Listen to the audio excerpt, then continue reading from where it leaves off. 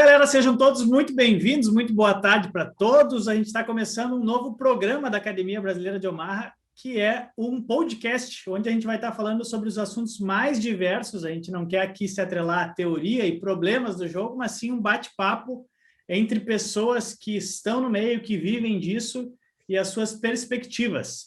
Hoje eu estou aqui com os 3 instrutores do time comigo para a gente começar em alto nível. A gente vai falar hoje sobre um assunto muito polêmico que está rolando, que são os boots. O que são os boots, como eles funcionam, o quanto eles estão interferindo no jogo. Então, a gente vai começar. Hoje eu estou aqui com o Renato, então, como eu falei, um dos instrutores e sócios do time, assim como o Everton e o Bazano. E a gente vai estar fazendo essa troca de ideias e também respondendo a perguntas da galera que fez nas comunidades da gente, tanto no Facebook quanto no Instagram, e tentar deixar o mais claro possível como a BPLO enxerga isso, como o nosso time está trabalhando com isso, se a gente enxerga algum ponto positivo, algum ponto negativo, e a gente achou prudente falar sobre esse assunto que está muito em pauta aí, principalmente para a galera brasileira que joga no PP Poker, e lá teve uma infestação de boots nos últimos tempos. Então, para começar os assuntos, primeiro eu quero dar muito boas-vindas aos meninos e muito obrigado pelo tempo de vocês para estar fazendo esse quadro para a academia. E eu vou começar explicando sobre a pergunta básica, que seria o que são boots, que às vezes alguém cai aqui ouvindo o nosso podcast e não sabe nem do que a gente está falando. Então, eu vou começar explicando como é que funciona um boot, o que é um boot e o quanto ele interfere nas nossas mesas de poker. Os meninos podem me interromper a qualquer momento aí se eu estiver deixando alguma informação relevante passar. Beleza. Os boots, então, são programas, né? É uma inteligência artificial, entre aspas, que joga poker sozinho. É um computador que joga poker sozinho através de uma programação. Isso já existiu há muito tempo, ainda existe em todos os sites, mas o que aconteceu hoje foi uma infestação gigantesca de boots no PP Poker, que é um dos sites mais jogados hoje no Brasil, e por isso que começou essa conversa toda sobre isso, esses pontos que muita gente me pede nas redes sociais, e eu resolvi trazer para vocês aqui para a gente conversar. Então, um boot nada mais é do que um computador jogando contra você. Quando você encontra os boots na mesa, você vai estar jogando contra um computador que está com as informações previamente setadas. É isso aí? Falei alguma coisa a menos, alguma coisa a mais? Querem complementar? Um ponto muito importante de frisar é que antigamente eles eram feitos mais para holding, assim, com base em solver, né? Então eles já tinham as jogadas perfeitas, digamos assim, que acabariam explorando boa parte do field. E agora no PLO5, que é a modalidade febre, e surgiu muitos deles ali no field, não existe o solver ainda, né? Não que a gente tenha conhecimento de um solver perfeito aí. Então, algum ser humano que joga ou tem a noção do jogo que programou, talvez não com a complexidade que o jogo requer, assim, né? Ele tem vários defeitos, mas saber que foi um humano, né? Por mais que seja um computador jogando, foi um ser humano ali que programou as decisões de cada jogada. Provavelmente, com base no... acho que uns 3, 4 anos atrás teve... em 2012, 2011, teve o maior escândalo de bot assim no PS, que baniram a série, mas já era no solver mesmo de 4 cartas. Já era no Omaha e no PokerStars e no Party Poker também teve um grande escândalo assim, tipo, baniram centenas de contas. Eu li sobre alguns do Party Poker esses dias, até para nós falar sobre os assuntos, eu dei uma pesquisada e teve recente até no Party Poker, eu acho, uns 2, 3 anos atrás, né? Teve de holder, de MTT, teve recentemente. 2 pontos importantes. Que aquele reload lá no site, de mudarem tudo ali, link, essas coisas, estava com bastante. 2 pontos importantes que eu quero falar para a gente finalizar essa introdução é que o solver, como os meninos falaram, é um super programa de computador que simula quais são as melhores jogadas contra bons jogadores, um jogador perfeito. O solver ele consegue te mostrar qual é que é a jogada perfeita dentro daquela situação. Ele simula lá milhões de situações iguais versus várias mãos e diz, com essa mão o melhor é você fazer isso. O solver ele é uma das melhores ferramentas para você estudar poker hoje, se não a melhor, que aí você vai saber como é que o jogo perfeito a ser jogado, porque aquele computador fez aquela simulação milhões de vezes e está dizendo que mais lucrativo fazer isso. E a partir desse solver, das respostas desses solvers, que se criava boots. Então, esses boots eram muito, muito lucrativos, porque eles jogavam muito bem. Mas, claro, existe aquela questão de que o solver tira essa parte da pessoalidade, né? O poker é um jogo de pessoas, então existem pessoas bem treinadas que com certeza vão jogar muito melhores que aqueles boots que estão jogando através do solver. E no Five Cards não existe esse solver ainda. Pode ser que exista, porque alguém precisa fazer ele. Creio que demora muito tempo e trabalho e o cara não vai retorno financeiro a ponto de fazer aquilo. Então, esses boots foram programados por um cara que entende do jogo, sem dúvida, mas ele tem uma série de limitações, né? E o boot, querendo ou não, vai seguir aquilo que o cara fala na risca. E como nem o próprio cara sabe quais são as jogadas perfeitas, nem nós que estudamos todo dia sabemos no Five Cards hoje quais são as melhores linhas em algumas mãos, ele vai ter defeitos. Esse é o ponto negativo do boot. O ponto positivo é que ele é um robozinho ali e não tem não tem a emoção envolvida, né? Que muitas não vezes vai chutar, né? muitas vezes prejudica o jogo da grande maioria das pessoas. Eu acho que é o maior problema das pessoas, né? Mas também não vai perceber o tilt dos outros, né? Ele não vai tiltar e também não vai se adaptar às questões humanas, né? Que os outros estiverem passando. É uma aplicação autônoma, né? O boot é isso, tipo, não foi criado para poker, o boot existe há muito tempo. É apenas um programa que tem algumas determinações pré-determinadas e tá para fazer aquilo lá. Então, trazendo para o poker, ele tem essa função, no caso. O boot, ele nada mais é do que um programinha de computador, bem como tu falou agora. Eu lembrei de um exemplo bem simples, né? Aqueles atendimentos automáticos que você tem no WhatsApp lá, é um boot, por exemplo. É um boot, claro. Hoje, tipo, eu até estava lendo uma matéria recentemente falando que na internet, se eu não me engano, no ano de 2018, 2017, 50% do tráfego da internet foi causado por boot. Sabe? A quantidade de boot que tem hoje em dia, sabe? Então, tipo, tanto por bem quanto por mal, tá? Existem executando tarefas. Isso. Tipo, existe tem aquele capture lá, né? Tipo, isso. Do bem tem boot que é usado para ações criminosas, por exemplo. Então, no caso, fraudulentas, que nem esse caso a gente está supondo aí do poker. Né? Acho interessante que foi falado aí, tipo, tem vários estudos. Colocaram lá um jogador de HU de Hold'em, de Payload também, para jogar contra um bot, só que um bot baseado no solver, e aí eles foram esmagados. Acho que não é esse ponto, não é esse solver, não é esse bot que está sendo jogado atualmente. Tipo, isso aí seria uma complexidade muito maior, teria que outros fatores.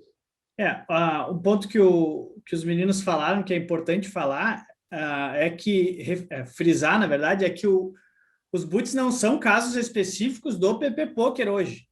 Só que a maneira que os boots são tratados no PP Poker hoje é muito diferente de sites com uma segurança muito mais rígida, como o PokerStars e como o Party Poker.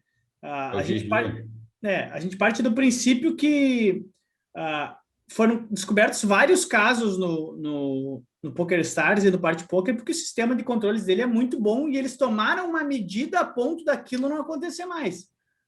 Que é o grande problema que a gente está tendo no PP Poker hoje, porque o PP Poker é um site chinês, as ligas são quem organizam os jogos e é um conflito de interesses ali, porque no momento que você tem um monte de boot jogando, gera muito mais rake, gera muito mais faturamento para o site chinês e tal, né, por causa das fichas, etc. e tal.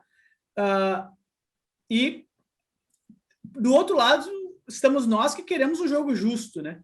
Então, tem um conflito de interesses bem grande aí. Eu acho que é o grande problema do PP Poker por uma série de coisas. Eu falo aqui claramente que eu acho que é um site que é muito pouco seguro. Acho que a única segurança que se tem no PP Poker é que as cartas são aleatórias. Isso sim. De resto, a questão de nem basicamente, que é uma pergunta que eu me faço constantemente, por que causa, motivo, razão, circunstância, o PP Poker não bloqueia você a ter pelo menos uma conta só, por CPF, entendeu?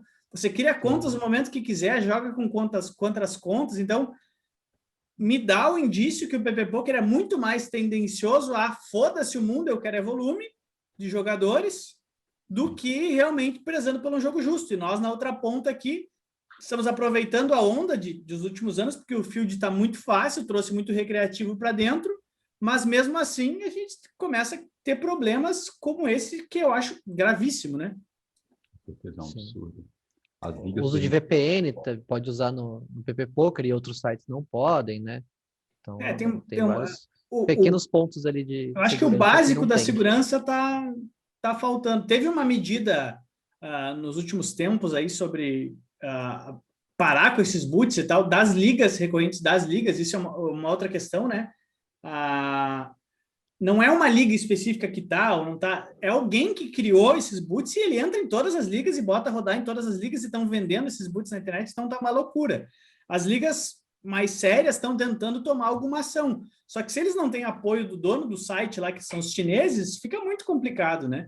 E aí já entrando num outro assunto, que depois eu vou puxar algumas perguntas que o pessoal fez aqui, eu já começo a criar uma teoria da conspiração de como o PP Poker explodiu no mercado do poker da noite para o dia, entre aspas, da noite para o dia. Mas em um ano e pouco de execução, eles estavam com um fio de 3, 4 vezes mais que o PS nunca alcançou num dia online. Então, e aí? Né? Nós estamos estudando o jogo e a gente consegue, que a gente vai entrar nesse assunto depois, com o estudo do jogo, consegue, mesmo com boots, sem boots, ser lucrativo e tal. Mas e aí? Vai até quando essa realidade fake vai se manter, o fio do jogo vai se manter, né? Aí fica o grande questionamento que eu acho que a gente precisa levantar aqui nesse podcast. Gente, Chico, né? Tipo, você, eu, Renato, Everton, você que já joga há um bom tempo. Pô, a gente começou a jogar poker lá para 2007, 2008, 2006, vai. Faz muito tempo. Quando a gente começou jogando em sites muito sérios já, sabe? PokerStars, Full Tilt, o próprio Partypoker, que já tinha uma segurança muito boa. E aí, tipo, depois de 15 anos você tá vivenciando isso, sabe? Que a gente vivencia no Flipper Poker, é uma loucura, né? Tipo, pô, a gente regrediu, né? Ao invés de a gente qualidade de site. Isso, ao invés de estar evoluindo nessa questão, pô, regrediu muito, né? Porque o PS lá em 2007 já era muito mais avançado do que é hoje o PP Poker, não dá nem para comparar. Sim, eu perdi uma conta quando eu comecei a jogar poker fazendo coluio, jogando com outro amigo meu, que eu nem tinha noção naquela época lá. Naquela época, e fiquei 10 anos sem conta, eu acho. Os caras não me abriam conta nunca mais. Foi bem sinistro. Eu acho que essa questão de só pontuando que você falou de teoria da conspiração ali, eu não entraria tanto, né, eu não penso tanto sobre isso, porque as ligas são regionais, né? Tipo, naquele momento ali que criou a Suprema, por exemplo, tinha várias ligazinhas, assim, tipo, que era o volumezinho da cidade mesmo. Tipo, na minha cidade tinha uma ligazinha que só o pessoal da cidade jogava, sabe? E explodiu mesmo assim. Eu acho que o PP Poker deu tão certo por ser mobile ali, tipo, por ter abraçado tão e o aplicativo funcionar tão bem no celular. Aí você ia num live lá jogar e tava todo mundo com o celularzinho na mão, jogando o PPP e ao mesmo tempo jogando live ali. Então, e o timing também, né? Mesma percepção que pandemia. E timing também. A pandemia também deve ter dado um boom grande. Assim, mas a mesma percepção do Everton é a minha, assim, sabe? Todo lugar, todo lugarzinho, todo clube de uma cidade tinha um clube no PP Poker também, todos foram criando clubes, um trabalho muito bom. Aí daqui a pouco juntam um com o outro, cria-se uma liga maior, aí daqui a pouco já juntando uma liga maior, e aí daqui a pouco foi afunilando tudo. Acho que o sistema funcionou, né? O BPL, né? O Brasil Poker Live daquela época, Argentino Poker Live e tal, funcionou muito parecido, né? E eles andaram muito bem no mercado há um bom tempo, né? Foi regional e tal, cada agentes que conheciam, era um agente que conhecia 5 amigos, que jogava, que conhecia 5 amigos, e com aquela regra. Acabou funcionando. Pirâmide, rakeback alto, tipo... Eu acho que a diferença do PP Poker ter explodido um pouco mais foi a questão de as ligas poderem se unir, né? Que o BPL era um cara só, né? E aí o dinheiro girar mais entre os jogadores, entre as ligas.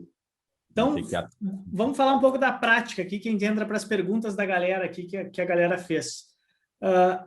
Como é que é no dia a dia? Onde é que a gente está vendo os boots? Como reconhecer os boots? Onde é que eles estão? A gente vê eles, é um jogador normal, não é? Como é que eles estão afetando hoje o nosso jogo? Vou deixar vocês falarem um pouco sobre isso, que vocês têm mais contato com os meninos que estão começando em limites menores e tal. Fale um pouco do respaldo de vocês sobre isso. Como é que reconhecem os boots? Tá com frequência? Todo horário? Fale um pouco aí. Fazem alguns meses já que um jogador do nosso time comentou sobre possíveis boots no field, e na hora a gente não botou muita fé, a gente meio que até pediu desculpa para ele depois, né? Porque ele falava assim, não, eu tenho vários nicks anotados de jogadores com stats muito parecidas e tem um padrão de jogo e não sei o quê. A gente, cara, esquece isso, joga o jogo. E meses depois a gente veio porque, claro, o número aumentou muito, né, do que era, mas comprovou mesmo a teoria dele, a gente pesquisou mais a fundo e descobriu, né, que eram vários jogadores com stats parecidas, VPIP ali próximo de 36, eu acho, mais ou menos, aí o check raise alto, tribet alto, eram jogadores bem agressivos, assim, que acabavam explorando o field um pouco mais passivo, né, mas eles têm, pelo menos essa configuração de bot que a gente viu nos últimos meses, tinha uma configuração parecida. Talvez tenham mais linhas de código de outros tipos de bots com stats diferentes, que a gente não sabe, mas esse que é o que a gente mais viu, eles eram bem parecidos mesmo. As stats vêm de acordo com a programação do cara, né? Se o cara fez uma programação, então devem ter outras. De uma semana para outra ele pode mudar, né? E aí vai alterar tudo. Eu acho que, coincidentemente, eu estava lendo lá no 2+2, esse escândalo que teve do bot lá no PS e tal, e tem uma familiaridade, tipo assim, 2 jogadores winner regulares têm stats parecidos. Por exemplo, eu e o Renato, a stat é bem parecida. Se você jogar na mesa, você pode pensar que é o mesmo jogador. Só que mesmo eu e o Renato estudando junto há mais de 2 anos e tal, a gente tem stats desviando um pouco em alguns casos, sabe? E, coincidentemente, os bots lá eram stats exatamente iguais, fugia muito, muito pouco. Tipo, assim, questão de variância mesmo, de ter pegado um pouco ou menos de mãos daquele estilo. Eles era fizeram 1% bem no grande, máximo, né? de milhões de mãos. E o bot aqui é a mesma coisa, tipo, gira ali em torno do VPP é um pouco maior do que de um regular, tipo, 36%, 35%, pré-flop raise de 22%, 21%. A familiaridade aqui, o check raise é alto, o tribet também, gira ali em novo de 8%, 9%. Só para completar o que o Everton falou ali de ter bastante bot e ter essas stats, no começo ficava fácil, realmente, tinham poucos e a maioria tinha basicamente os mesmos números, e depois de um tempo eles começaram a perceber que estava ficando manjado e começaram a comprar contas, né? Para que pudesse escapar um pouco dessa obviedade, né? Com números totalmente discrepantes, e aí as pessoas desconfiassem menos, ou então demorassem a entender que eles realmente eram bots, né? Respondendo a pergunta de como reconhecer, o pessoal do outro lado também era bem malandro, né? Para entender que eles tinham que mascarar as contas, né? Para que os jogadores não pudessem identificar quem eram eles, né? Quem tinha o VIP Plat não conseguia ver o clube atual, né? Não o stat geral, aí conseguia ter essa percepção, né? Mas quem não tinha, a maioria dos jogadores não usam VIP, né? Ainda mais os que jogam mais barato, porque fica muito caro, não tem esse acesso. Tanto que nos limites menores é onde tem mais bot, né? Os limites ali, da 5-10 para cima, acho que 5-10 é o último que tem ainda, um pouco mais regularmente bots, sim, mas ali para cima não tem, tanto pelo field ser menor e ficar muito mais escancarado e fácil de perceber quem são, né? E pelo prejuízo ser muito maior, né? Caso as fichas serem confiscadas, etc. Eu acho que aí a gente entra num ponto bem importante. Em que limites vocês estão vendo os boots? Os meninos que estão jogando conosco no time estão vendo os boots? E por que vocês acham que eles não estão jogando em limites mais altos? E também a principal mensagem que eu quero que fique aqui é sobre o que você deve fazer para jogar contra esses boots, né? Vou deixar, acho que o Everton queria falar, hein? Eu queria falar também que a questão de identificação girava em torno de 10 a 15 clubes, sabe? Não sei se era subserviência do clube ou sem saber mesmo. Porque o cara já era muito rake, então seria interessante ele jogar no meu clube. Né? Só que girava ali em torno de, tinha uns clubes bem conhecidos que o pessoal já olhava e já sabia mais ou menos que era do bot. Mas essa questão aí de por que não joga, quais limites jogam e por que não joga tão caro, acho que o Renato tocou no ponto do prejuízo financeiro, o cara, tipo, deixar lá rodando 10 bots numa 50-100, ele tem que ter um caixa bem alto, né? Tipo, e aí é confiscado uma conta dessa, ele vai perder, tipo, 1 milhão. Então, seria um investimento bem alto. E gira agora... Além de enfrentar possivelmente um field mais forte, né? mais forte, tem essa questão também. Mas hoje em dia, pelo que eu vejo ali dos meninos, sumiu bastante na 2-4, na 3-6. talvez ainda tenha ali na 1.2. Acho que um ponto bem interessante que eu vi é que, segundo até os relatos dos jogadores que vinham observando isso, dar o crédito para o Alexandre, ele me passou isso, tipo, surgiu na 51 os bots e ficou bastante tempo na 51 até começar a subir. Acho que eles estavam adaptando, sabe? Colhendo database, fazendo tudo que eles poderiam fazer. E aí, do nada, que veio essa enxurrada inteira de bots e subindo de limites, voltando até a 5.10 ali. Eu acho que depois que eles tiveram... Pode falar. Depois que eles tiveram amostragem suficiente, provavelmente começaram a colocar no mercado, tanto é que daqui a pouco estava batendo na nossa porta, sabe? Era gente comprando conta, a gente já tinha acesso até ao preço que eles cobravam pela uma plataforma, tal. Então, tipo, ficou muito escancarado. E aí, tipo, já era um produto que se vendia, por quê? Porque já tinha amostragem, já podiam chegar para alguém e falar, ó, se paga tanto aqui, gera tanto de lucro por mês, tal. Então, daqui a pouco virou uma enxurrada, todo mundo queria, imagina, né? No momento que um faz, dá certo, fala para outro, hoje a ganância toma conta e a galera... E teve um momento que estava muito sinistro. Você falou, assim, tipo, de limites, assim, teve momentos, assim, eu trabalho com jogadores de micro stakes, até 1.2, assim, era absurdo, assim, sabe? Absurdo a ponto de chegar a ter 3, 4 jogando por mês, assim, sabe? E era muita loucura, sabe? Hoje em dia deu uma baixada boa, e eu sei que nos limites baixos ainda tem, mas tem bem menos, assim, sabe? Bem menos, mas ainda tem. Essa baixada foi com a ação das ligas, né? Recentes aí. Então, eles têm como agir. Eu imagino que deve ser bem complicado, porque eles não têm acesso aos dados do sistema, né? Tipo, eles não são o site onde podem olhar algumas coisas, algumas mãos, recolher informações, eles não têm acesso a isso. A única empresa que tem acesso às mãos, por exemplo, é a China, e as ligas não têm acesso, acreditem se quiser, às mãos jogadas ali. Então, é muito complicado até essas investigações de conluio que falam, nós reportem conluio que a gente vai investigar. Como é que os caras vão investigar se nem as mãos eles têm acesso, sabe? Então, fica muito difícil deles trabalharem, por mais que eu senti muita honestidade e ênfase nos meninos da liga que eu conversei nos últimos tempos, em falar, cara, a gente está focado demais em tentar diminuir. Fizeram algumas ações que realmente funcionaram nas últimas 2, 3 semanas, porque por mais que o rake deles baixem, eu tive relatos que baixou 30% mais ou menos os rakes da liga, tirando esses boots, aquele rake não é devido, entendeu? Tipo, os boots estão fazendo o quê ali, entre aspas? Estão roubando, estão burlando o jogo. E o rake que está sendo gerado para a liga nada mais é do que errado também, né? Não está certo. Então, eles estão em longo prazo demais... pode ser um tiro no pé também, né? Exato. E se a concepção em massa chega a enlouquecer e parar de jogar, que pode acontecer, né? Ou aparecer um concorrente que mostre a segurança e tal, pode criar um problema muito grande. Então, realmente acho que eles estão querendo trabalhar nisso. Um outro problema, que é a mensagem que eu quero deixar para vocês aqui, que estão ouvindo e estão preocupados com os boots, é que a única maneira de você combater boots ou jogadores com deficiências, com leaks, com jogadas absolutamente exatas na mesma situação, da mesma forma, é você estudar o jogo para conseguir primeiro identificar aquilo e depois de identificar aquilo, você saber como reagir àquilo. A gente teve muito problema no time onde os meninos não estavam mais jogando pôquer. Os meninos estavam a caça às bruxas, a caça aos boots, né? Aí eles não queriam perder mais uma mão nenhuma para boot, reagir a todo momento, jogar de maneira diferente, e tá errado. Você precisa entender que aquele boot é como se fosse um jogador normal, com uma programação um pouco melhor do que o field em geral, tudo bem, porque o cara que fez aquilo, ele entende o que está fazendo e tal, mas você precisa entender do jogo e como ele funciona para depois reagir dos caras. Então não adianta você errar C-bet, jogar com hand errado pré-flop e aí querer combater os boots porque você acha que ele faz isso, aquilo. E uma outra questão que eu acho importante a gente levar agora é que a gente está falando que foi identificado boots que jogam assim assado.